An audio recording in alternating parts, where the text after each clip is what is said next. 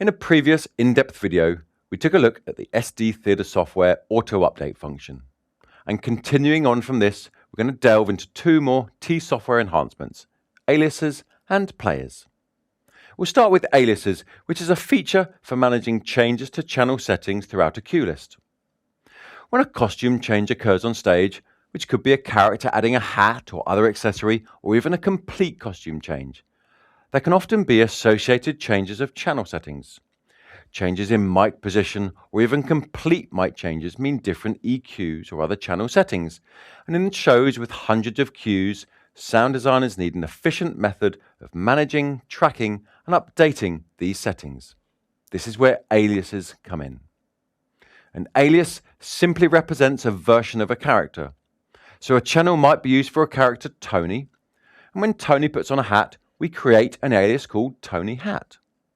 These two aliases might be mostly the same, but with some very specific differences, maybe different EQs or dynamics. For the channel settings that are the same for the two aliases, maybe aux, group routing or inserts, they actually share the same settings. So you're only isolating specific elements of the channel when creating aliases. The real power of the alias system means that changes made to an alias automatically update to every cue where that alias appears.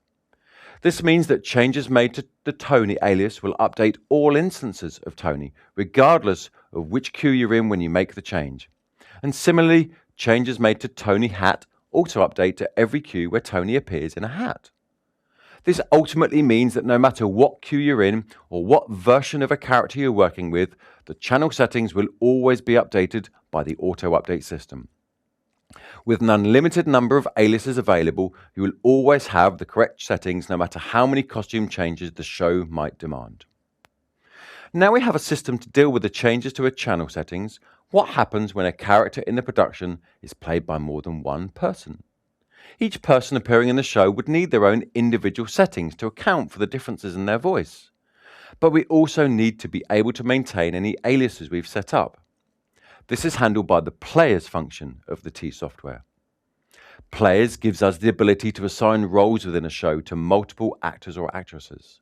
Creating players doesn't change any of the programming we've done, but it allows us to add person-specific settings, maybe their own EQs, meaning that the audience always gets the best possible sonic experience without any compromises.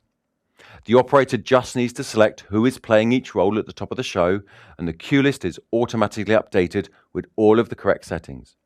And should someone fall ill, an alternate performer needs to take over, the operator can select a different player at any point in the show, and again, the cue list gets automatically updated. No matter how complicated your theatre show, with hundreds of cues, costume changes, alternate actors or depping musicians, the T software combination of aliases and players allows sound designers and operators to manage the most demanding of theatre shows quickly and efficiently. Don't forget to check out the other SD range in-depth videos on the DiGiCo YouTube channel and make sure you're up to date with all the latest SD developments.